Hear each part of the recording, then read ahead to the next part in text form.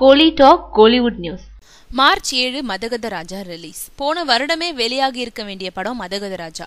கலகலப்புன்ற ஹிட்டுக்கு அப்புறம் சுந்தர் சி இயக்குன படம். சுந்தர் சியோட படம்னா விநியோகஸ்தர்கள் கரன்சியோட கியூ கட்டும் நேரத்துல மதகத ராஜா மட்டும் வெளியாகல.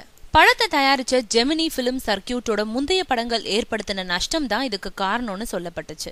பிறகு விஷாலே படத்தை வெளியிடும் முயற்சியில இறங்கினாரு. விளம்பரம் அது இதுன்னு பல லட்சங்கள் செலவழிச்சும் படத்தை கரை சேர்க்க முடியல.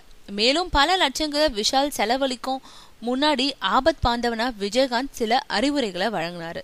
அடுத்தவங்க தயாரிச்ச படத்தை நாமே நடிச்சிருந்தாலும் வெளியிட வேண்டாம், நஷ்டம்தான் மிஞ்சோன்னு அவரோட அனுபவ அறிவுரை காரணமா விஷால் சொற்ப நஷ்டத்தோட தப்பிச்சாரு.